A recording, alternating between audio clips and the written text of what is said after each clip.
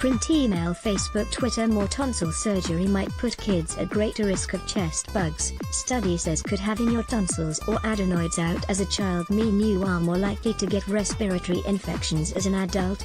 A large international study says yes. The research has found children who have their tonsils or adenoids removed are up to 3 times more likely to contract respiratory diseases when they get older. Researchers from the University of Melbourne looked at more than 1 million children under 9 from Denmark who had the procedures, then followed them up until the age of 30. Lead researcher Dr. Sean Bias from the University of Melbourne said tonsils and adenoids played an important role in immune function, but until now there had been little research into the risks in later life of removing the organs. Researchers found having tonsils out led to nearly triple the relative risk of upper respiratory tract diseases. Having adenoids out almost doubled the relative risk of children developing chronic obstructive pulmonary disorder as adults. The long-term risks of these surgeries deserve careful consideration, he said. The authors said the results suggest the early life removal of tonsils and adenoids may slightly but significantly perturb processes important for later life health.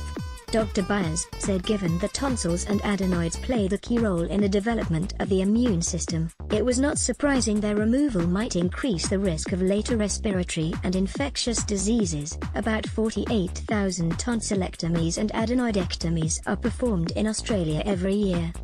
The paper has just been published in the journal JAMA Otolaryngology Head and Neck Surgery.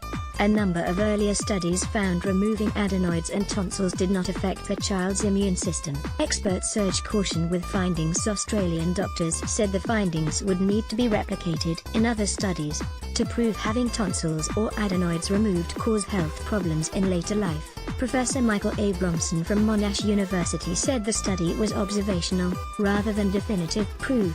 The results of this study provide important information for surgeons and referring doctors to discuss with parents, he said. Professor Rob Lobley from Sydney's Royal Prince Alfred Hospital urged people to be cautious in interpreting the conclusions.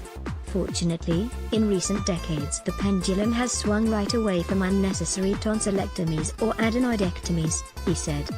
It's relatively uncommon to see a child who's had one nowadays without there being a good indication. Print email Facebook